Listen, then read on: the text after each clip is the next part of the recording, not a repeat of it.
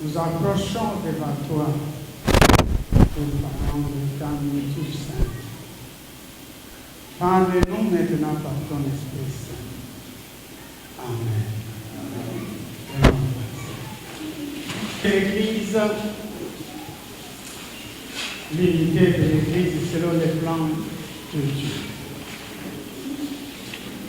Quel est le thème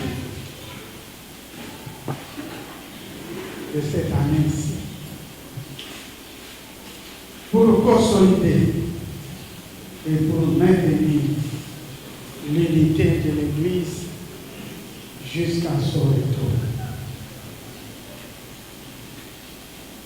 Je salue la présence de notre frère Ézéchiel. Ézéchiel est parmi nous. Soyez fortifiés. Et soyez fortifiés dans le Seigneur. Et il vous a formé à faire du bien. Peuple de Dieu, je bénis l'Éternel encore une fois pour la grâce qu'il m'a accordée de me tenir devant vous et de parler de sa part.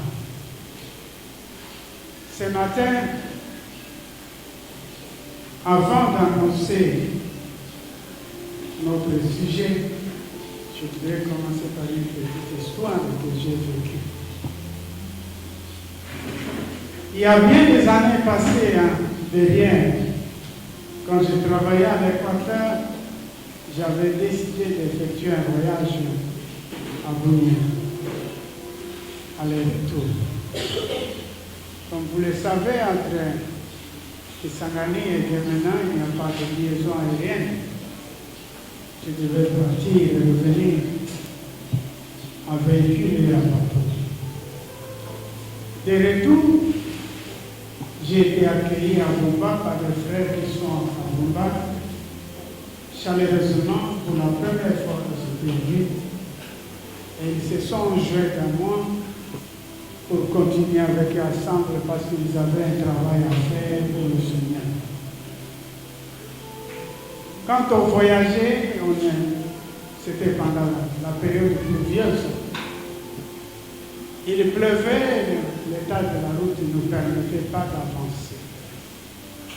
Nous avons fait un voyage d'une semaine au cours de route et nous avons été bloqués par l'épuisement de terre. Alors, eux et moi, nous avons décidé de quitter le véhicule, avancer à pied. On est arrivé à trouver un grand village. Dans ce village-là, nous avons trouvé aussi une petite église de leur communauté. Il y avait là un prédicateur, mais qui souffrait atrocement, qui était très affaibli de la dysenterie. Tout le monde qui connaît cette maladie savent que quand on a la dysenterie et qu'on n'intervient pas médicalement, on évolue sûrement vers la mort. Et quand sa femme nous a accueillis, nous avons demandé s'il n'y a pas de diacre ici, qu'on nous fasse venir des diacres comme ils sont au service matériel du serviteur de Dieu. En effet, un diacre était venu. Nous lui avons demandé si nous pouvons acheter une poule ici ou à travers de quoi manger au village. Il nous a répondu que dans le village, il n'y a pas de quoi vendre, pas de quoi acheter. On ne vend rien, on n'achète rien dans ce village. Mais moi, personnellement, si j'avais une poule, je pouvais vous l'offrir, mais je n'en ai pas. Alors nous, comme on était un pasteur jeune et moi, nous sommes sortis sous la pluie, sillonner de maison en maison du village pour trouver à manger. Nous sommes arrivés à tomber sur un vieillard qui était seul dans sa case. Nous lui avons demandé, il nous a dit, mes enfants, ne vous donnez pas la peine de circuler dans le village, on ne vend pas et on n'achète pas. Et lui de se lever péniblement pour aller nous servir avec une longue, je crois, mais ce matin j'avais mesuré ça à la taille de notre frère notre frère à Lyon. Ce matin, je voudrais mesurer avec la taille de notre frère qui est juste derrière notre sœur Atiko. Est-ce que vous connaissez? Là derrière. Pouvez-vous vous lever un peu? Oui, à vous qui tournez, oui. Non, oui, voilà sa taille. Là, quand il était comme ça, enroulé, asseyez-vous. Vraiment de cette taille-là. Et il a ajouté encore un poisson fumé, ce que nous appelons jambon. Il n'y a pas un nom spécial en français pour ça. On appelle ça Propterus. Ce nom-là est appelé latin. Et revenu sur le lieu, alors le vieux qui était là était très content. Nous avons passé ça au feu, on a essayé de découper la seconde et les poissons. Et on s'est mis à chanter et à glorifier le Seigneur autour de cette histoire. Et directement, nous avons entendu l'homme, sa voix sortait à peine en langue maternelle, communiquer ça à sa femme. Prends la poule qui est sur les œufs, tue-les pour le serviteur, tue-la pour le serviteur du Seigneur. Et alors, nous continuons à chanter. Et nous avons mangé et nous continuons toujours à chanter. La femme, en apprêtant la nourriture, notre pasteur, qui était le plus ancien en âge et qui était aussi le responsable de la région ecclésiastique, a pris la parole. Seigneur, nous bénissons ce repas. Nous savons que nous avons appauvri ton serviteur. Mais ce que nous te demandons, c'est de les guérir au nom de Jésus. Amen. Et à peine que nous mangeons la nourriture, il est sorti, guéri, fort, et il s'est joué dans nous pour nous souhaiter le bon appétit. Et au même instant que nous mangeons, nous voyons le même diacre qui nous avait dit qu'il n'avait rien apporté des poules mortes. Il nous dit, vous avez dit c'est quoi? Il dit, je vous apporte ces poules ici parce que le mur de ma maison vient de tomber sur toutes les poules sont mortes, mais je vous apporte les décès. Nous lui avons répondu tout simplement, nous ne mangeons pas la chair des poules mortes. Il est rentré avec la poule. Voilà des bombages étaient accueillis. Et au milieu avec le serviteur du Seigneur, nous avons été accueillis, mais il y a eu des réactions, des attitudes contraires. Ce matin, pour découvrir notre sujet par rapport à ce que je viens de raconter, lisons Romains chapitre 12, verset 13 et Galates chapitre 6, verset 6. Romains 12, 13, Galates 6, 6. Je lis dans la version Louis 21. Pourvoyez aux besoins des saints et exercez l'hospitalité avec empressement. Galates 6, 6.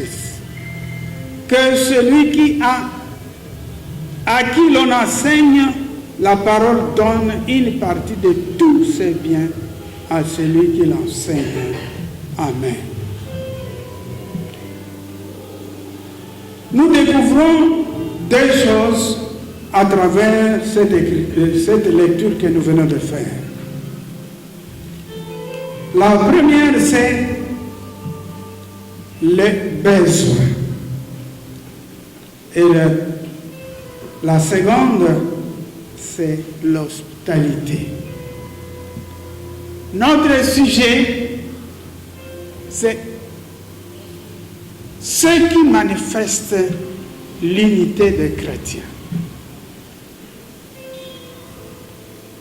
Ce qui manifeste l'unité des chrétiens, selon l'écriture que nous venons de dire, ce sont ces deux choses. Premièrement, le partage des besoins. Deuxièmement, c'est l'hospitalité. À travers notre histoire, l'accueil, mon accueil à Bumba et notre accueil dans ce village-là, vous allez découvrir qu'il y a deux sortes de chrétiens. Les premiers chrétiens sont ceux-là qui ont compris le passage. Le second, c'est le groupe de chrétiens qui n'ont pas compris l'écriture, qu'ils doivent pratiquer l'écriture. Dieu sait que nous sommes sauvés. Dieu sait que nous sommes ses enfants. Mais ce que Dieu veut de nous, c'est le style de vie que nous devons mener. Le besoin.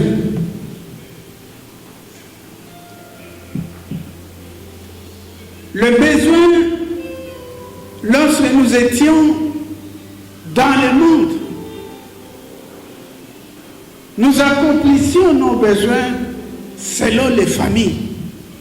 Je ne pouvais pas aller demander à une famille qui ne m'appartient pas de me secourir ou de satisfaire mes besoins. De la même manière, aujourd'hui, Dieu nous a sauvés. Nous devons accomplir les besoins des uns et des hommes. Dieu nous appelle dans ce verset-ci des saints.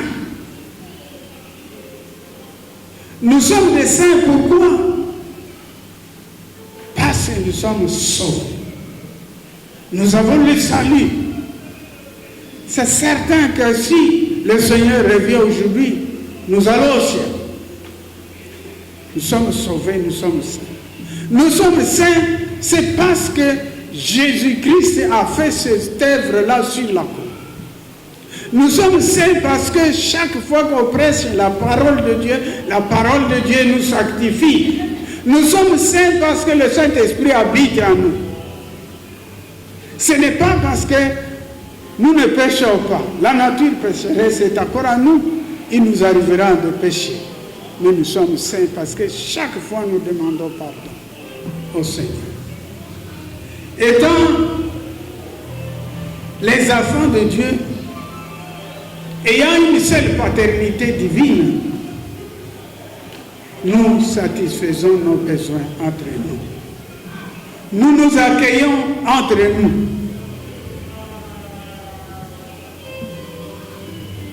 La satisfaction des besoins, ça nous concerne et c'est recommandé par la Bible. Remarquez que ces verbes sont conjugués en impératif présent. C'est une obligation, c'est un devoir. Notre devoir, nous tous, qui sommes sauvés, qui sommes appelés des saints, c'est de voir qui manque, comment je peux compléter ce qu'il manque. Parmi les saints, il y a des serviteurs de Dieu. C'est ce que nous avons lu à Galates 6:6. Que c'est lui à qui l'on enseigne. Celui à qui l'on enseigne, c'est celui qui écoute.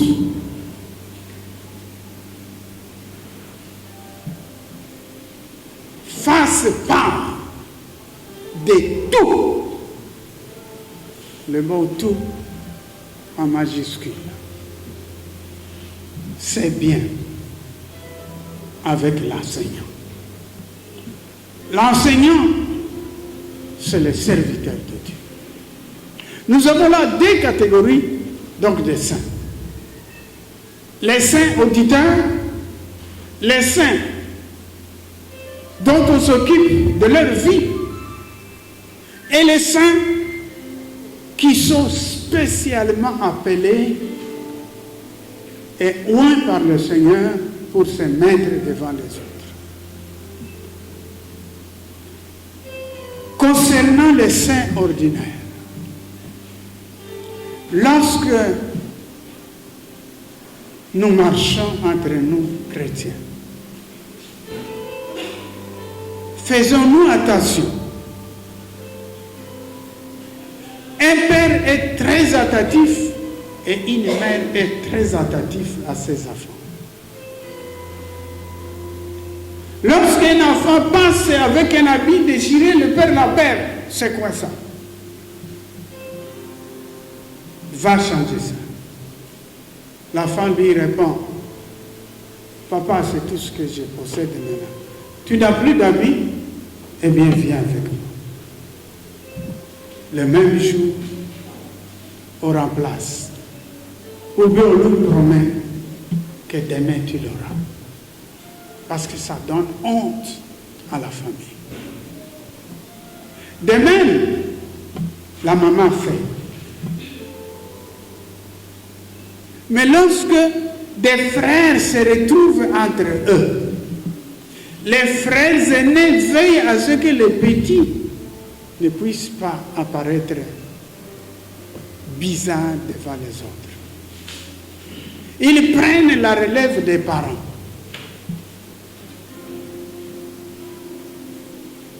Le Seigneur nous dit ce matin que nous sommes des mêmes pères. Que nous sachions très bien que nos problèmes ne seront pas résolus à travers le monde et par le monde. C'est entre nous. Entre nous, pourquoi? Pour deux raisons. D'abord, pour que le monde ne se moque pas de nous. Ça me vient tout de suite à l'esprit. Moussa Malema est là. Il a des frères qui ont de l'argent, qui ont des maisons. Mais il a prié Dieu. Il nous a raconté ça lorsque sa mère était morte. Il a prié le Seigneur pour que le Seigneur lui donne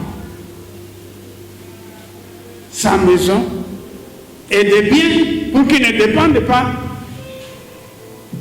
de ses frères parce qu'ils vont se moquer de vous aviez oublié, mais je n'ai pas oublié. Je n'ai pas oublié. Donc, si nos propres membres de famille peuvent se moquer de nous,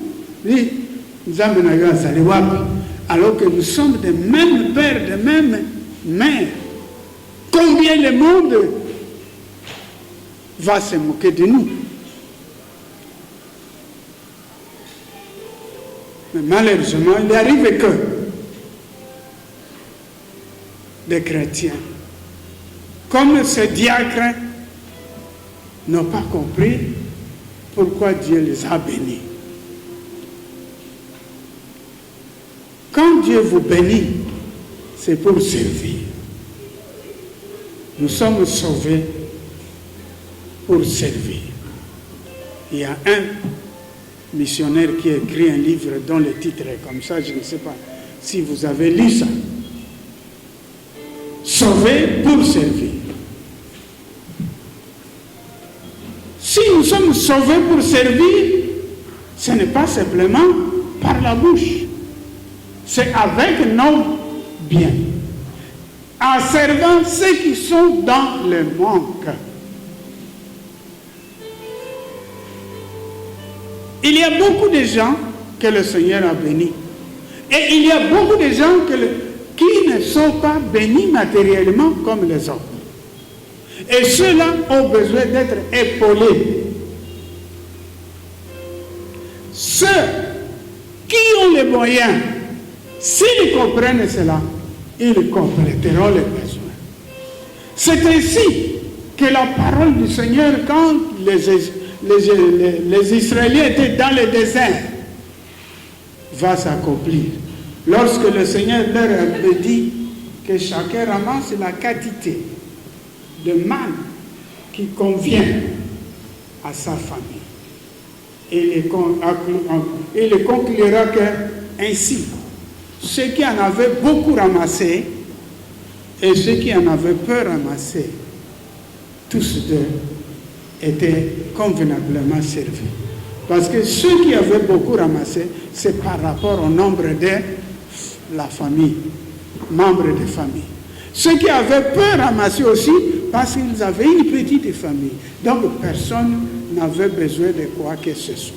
Si le Seigneur sait équilibrer nos besoins de cette manière, il nous les recommande nous-mêmes, parce qu'il ne peut plus faire ce qu'il avait fait dans le désert. Il les demande entre nous. Ceux que le Seigneur a bénis, pourquoi ne pas prendre le surplus donné à celui qui manque? Il y a des frères ou des sœurs que vous voyez avec un seul habit tous les dimanches, avec une seule paire de souliers. Pourquoi ne pas les servir? Mais vous gardez des mâles et des mâles des habits. Vous avez même des vestes que vous ne portez plus. Vous avez des souliers et des ketchs que vous ne portez plus. Pourquoi ne pas les remettre à quelqu'un d'autre? Cette recommandation, c'est pour les saints. Si vous sentez que vous n'êtes pas parmi les saints, continuez votre route de cette façon. Mais si vous savez que réellement vous êtes saints, sauvés, vous attendez le retour du Seigneur, servez avec vos biens. Pourvoyez pour ceux qui manquent. Partagez avec ceux qui n'en ont pas. Ainsi, le Seigneur vous bénira davantage. Quand le Seigneur dit, Paul le répète, mais la parole ne se trouve pas dans la Bible.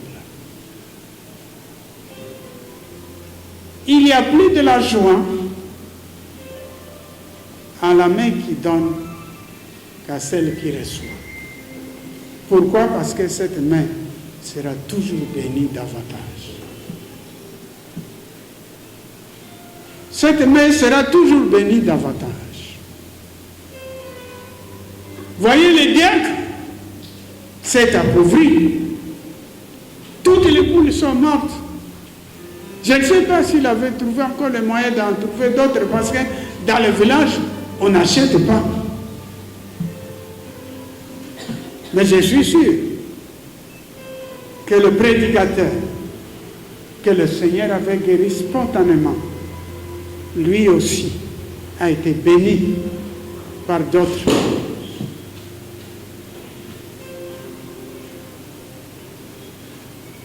Nous qui sommes sauvés,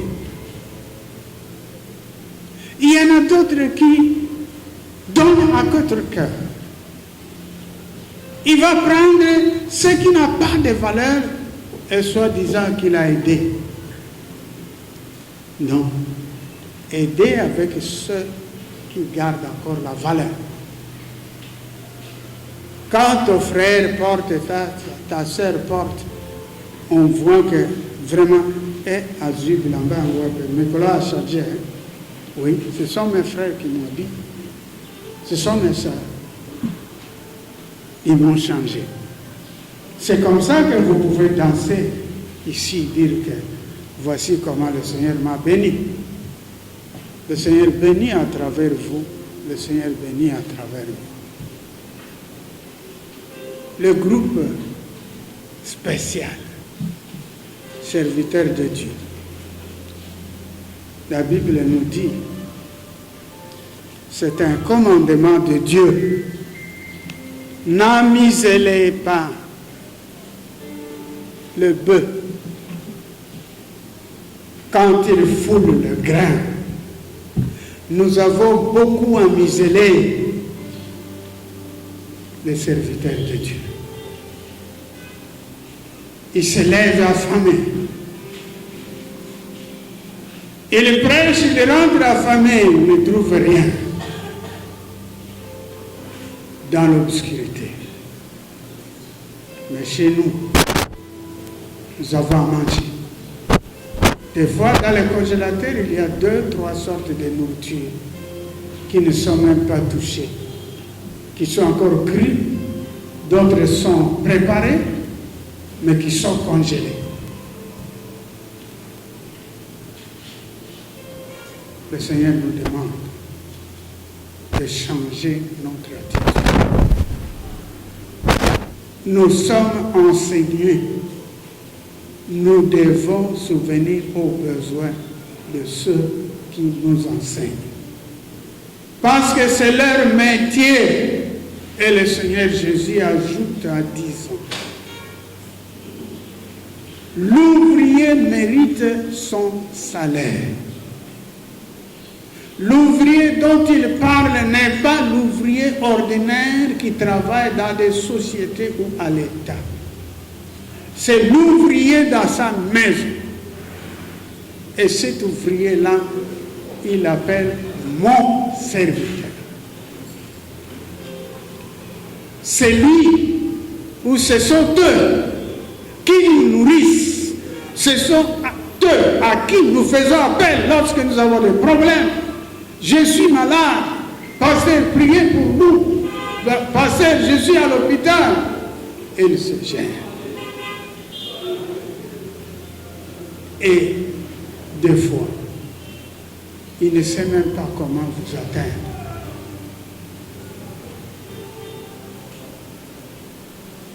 Est-ce que nous partageons ce que nous avons, tout ce que nous avons, avec eux? Et si nous le faisons, les faisons-nous suffisamment? Mais le constat est amer. Le constat est amer. Parce que certains d'entre nous sont objets de critiques de la part de nous-mêmes et de critiques acerbes. On ne termine pas là-bas, on va jusqu'au colportage. Mais dans ce Galates 6, le verset qui suit, le 7, dit ceci. Ne vous y trompez pas. On ne se moque pas de Dieu. Ce que l'homme aura semé, il le récoltera aussi. Je m'arrête à l'on ne se moque pas de Dieu. Ce verset semble dire que il y en a d'autres parmi nous qui sont en train de se moquer de la parole de Dieu. Ils s'en foutent. Parce que cette parole concerne les serviteurs de Dieu. C'est un avertissement qui est lancé pour nous, contre nous. Cet avertissement dit bien que lorsque vous vous moquez des serviteurs de Dieu, la moquerie peut être diverse. Tantôt, en donnant des choses qui n'ont pas de valeur. Tantôt, en les critiquant.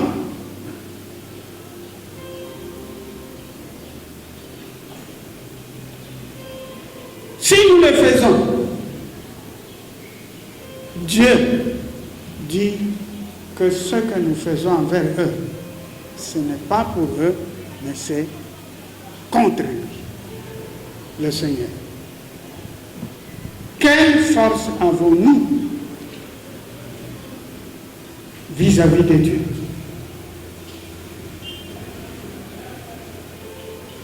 Le Seigneur le dit bien. Se moquer de serviteur de Dieu, c'est se moquer de lui. Saul l'avait su celui qui est devenu Paul, qui nous écrit ceci, a su cela lorsque il s'attaquait aux chrétiens. Saul, Saul, pourquoi me persécutes-tu? Est-ce que Saul avait touché au Seigneur? Lorsqu'il touchait aux chrétiens, il touchait au Seigneur. C'est de la même manière que le Seigneur va ajouter. Lorsqu'il était sur cette terre, il ajoute ceci. J'étais nu, vous ne m'avez pas vêtu. J'étais affamé, vous ne m'avez pas nourri. Il continue. Et à la fin des comptes, ceux qui sont à gauche lui répondront: quand t'avons-nous vu et t'avons laissé nu, affamé? Il leur répondra que ce que vous n'avez pas pu faire à ces petits, il appelle les serviteurs petits. Ils sont petits par rapport à lui. Vous ne l'avez pas fait à moi. Mais si vous l'avez fait, vous leur avez rendu de bien, mais c'est surtout à moi que vous l'avez fait. L'hospitalité demande que nous soyons prêts à le faire. L'hospitalité, c'est en accueillant les étrangers. Parmi les étrangers, il y a des étrangers païens, il y a des étrangers chrétiens.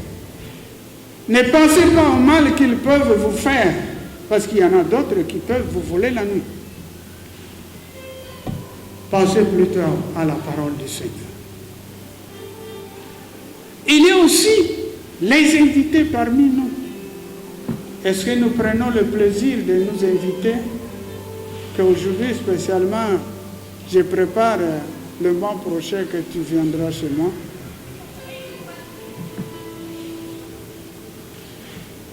Est-ce que nous le faisons? Ou nous nous invitons entre nous les riches? Mais le Seigneur dit, si vous voulez inviter quelqu'un, invitez les pauvres qui ne peuvent vous rendre rien. Ainsi, vous aurez sa bénédiction. Mais si vous invitez par intérêt, donc votre intérêt se termine ici sur terre.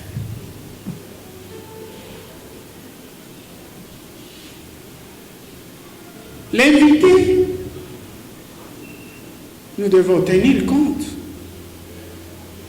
de ses besoins. Parce que Jésus-Christ sur cette terre était à la fois hôte et invité.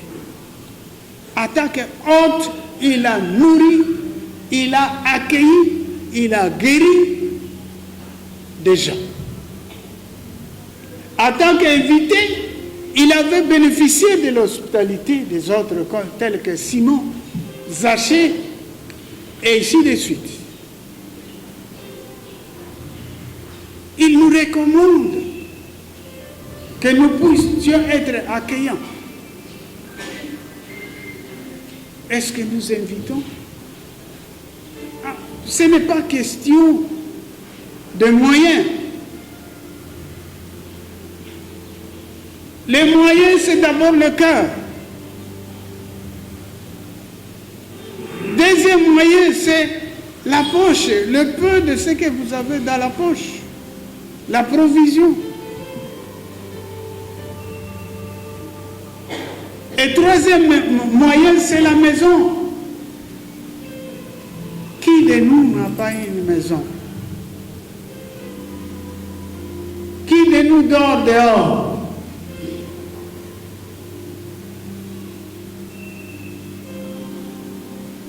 Lorsque nous accueillons, nous devons tenir compte des besoins. Mon invité a d'abord besoin de ces moments ici de quoi? Est-ce le logement? Je vais le loger ici pendant combien de temps? Ensuite, c'est la nourriture. Préparer ce qu'il doit manger pendant ce temps-là. Est-ce qu'il lui manque un drap pour se couvrir? Alors je dois chercher à avoir des draps supplémentaires.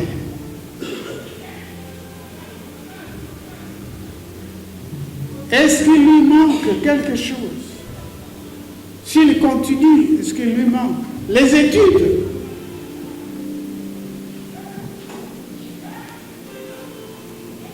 Il y a beaucoup de moyens que nous disposons, mais peu de moyens que nous disposons. Si nous aimons le Seigneur, nous pouvons les partager. Car au Seigneur, on n'a toujours pas travaillé à perte, mais toujours à bénéfice. Le Seigneur nous donne 3 conseils lorsque nous sommes invités. Ne pas rechercher la première place. Deuxièmement, ne pas critiquer la nourriture qu'on vous donne. Et troisièmement, il ne faut pas, surtout,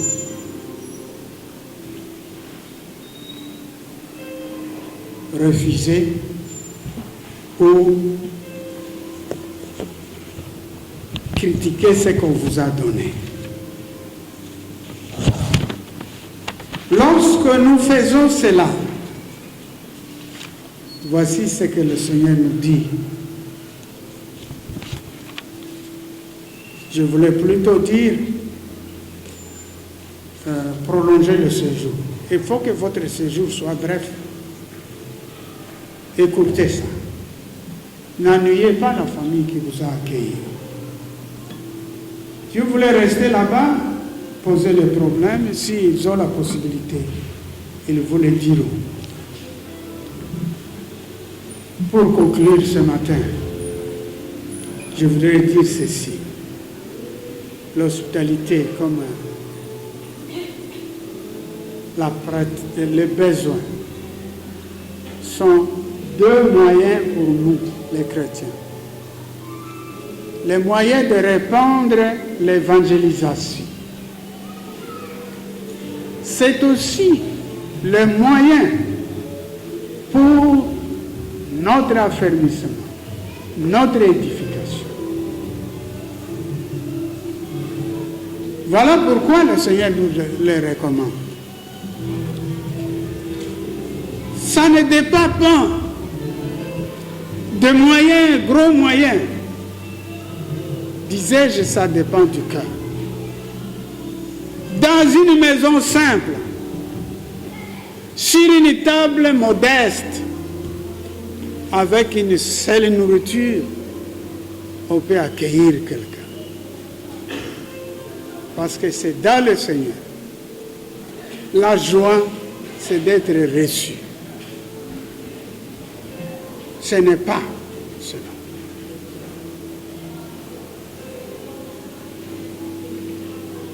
Moi, j'étais victime. J'ai parti dans une école nouvelle. Mais vous savez, à l'époque, l'argent ne manquait pas. L'État avait suffisamment de l'argent. Avant de partir, on savait que c'est une nouvelle école. On m'a donné du salaire de 3 mois pour les enseignants. Donc je devais aller certainement aussi recruter. On m'a donné le transport suffisamment. On m'a donné mon salaire de 3 mois. Je ne manquais de rien. Mais j'avais besoin de sécuriser ce que j'avais. Je suis allé chez un ancien commerçant qui disposait de maisons. Et voici ce qu'il me répond. Est-ce que c'est seulement moi qui suis assis ici, toujours chez moi? Pourquoi pas ailleurs? Et je lui ai demandé s'il y en a un autre. Il dit oui, là-bas vous pouvez aller. Et là-bas, il m'indiquait, cet ancien n'avait pas suffisamment de moyens. Il habitait une maison à Bizet, à 3 chambres. Les chambres étaient occupées par les garçons et les filles, lui avec sa femme. Il a évacué les garçons. Comprenant que moi j'étais préfet des études, il m'a laissé la chambre et les enfants ont passé la nuit au salon. Et au lendemain, j'ai continué mon voyage. Depuis lors, quand je venais de l'école pour aller chercher le salaire, j'ai passé la nuit là-bas. Au retour, j'ai passé la nuit là-bas. Je lui laissais peu de savon, peu de sucre que j'amenais et j'ai continué là. J'espère, parce que les deux sont morts, que le Seigneur a pardonné cet ancien-là et il a béni l'autre abondamment. Après que je sois rentré ici à Kinshasa. Nous devons faire attention à ce que nous sommes, les chrétiens. Ce n'est pas question de moyens. C'est question d'amour pour Christ. Si vous avez autant d'amour pour Christ, vous en aurez autant envers les frères. Nous devons bannir, surtout dans cette église, nous devons bannir l'ethnicisme. Nous devons bannir l'individualisme. Nous devons bannir ce que vous appelez clivage linguistique. Nous devons bannir cela. Ça n'honore pas le Seigneur. Au contraire, ça montre notre immaturité. L'hospitalité et le partage. Il va prier pour le France, il va prier également pour la semaine et la parole de Dieu.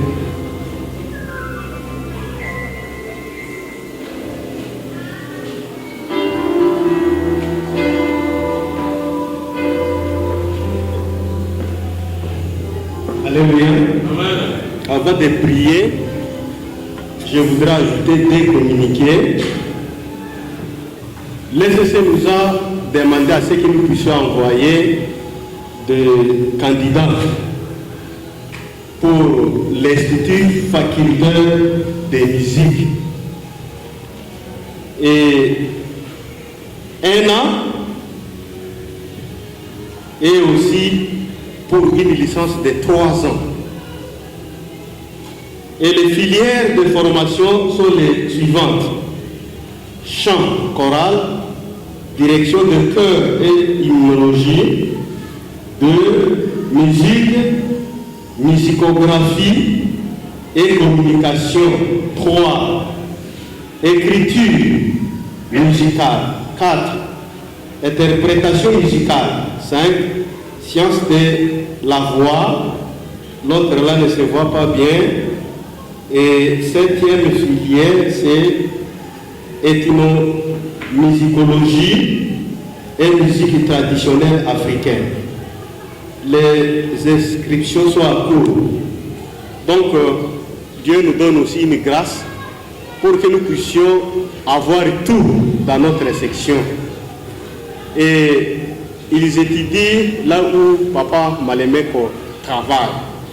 Donc, s'il y a de tels candidats qui ont besoin aussi à étudier, il fallait nous voir, comme ça nous allons tenir notre conseil de la section, voir comment est-ce que vous allez étudier. En tout cas, nous avons besoin de tels gens. Et deuxième lettre est provenue de la communauté CK20. Je vais lire: chers collaborateurs, nous vous saluons dans le précieux nom de notre Seigneur et Sauveur Jésus-Christ. Par la présente, nous avons l'honneur de porter à votre connaissance que la deuxième promotion des formations au Centre chrétien de formation pour l'évangélisation et mission intégrale, CCFMI, s'ouvre en avril 2022 avec des orientations suivantes. Mission et évangélisation, islamologie. Pour votre information, le premier module durera 3 mois et sera suivi d'un stage. Les frais à payer s'élèvent à $60 américains. Par ailleurs, le dossier du candidat comprendra 1. La lettre de recommandation de la section 2. Le témoignage personnel de la conversion 3. Et sous-titre ou ses pièces scolaires jusqu'à 4e année post-primaire au moins. Et 4. La photocopie de sa carte de lecteur. Pour ce qui est des critères, les candidats doivent être un ou une chrétienne ou un chrétien actif ou active engagé dans son église. 2. Une personne ayant une vocation pour l'évangélisation et la mission. 3. Une personne ayant un bon témoignage. 4. Une personne ayant une bonne éthique et morale éprouvée. 5. Une personne ayant une disponibilité permanente pendant la formation. Votre ponctualité nous aidera beaucoup dans l'organisation de ce centre. Que Dieu vous bénisse. Et ils ont donné pour toutes les sections, y compris la CK20. Nous pensons que ça sont aussi des opportunités qui pouvaient aussi nous aider. Peut-être pour les derniers, c'est le problème peut-être des transports, mais pour les frais qu'on doit payer pour les études, ça ne coûte pas. C'est $60. Quand je vais demander à mon bien-aimé, Mouchamalero, est-ce que tu ne peux pas payer même $100? Alléluia. Tu as dit la fois passée, Dieu vous a béni beaucoup et nous aurons besoin de cet argent-là pour l'œuvre de Dieu. N'est-ce pas? Et il ne faut pas craindre de dire que peut-être Tata va vous demander. Et je vais aussi vous demander. Merci beaucoup. Ça sont des opportunités que Dieu donne pour notre église et aussi pour notre section. Merci beaucoup, on se tient debout pour la prière.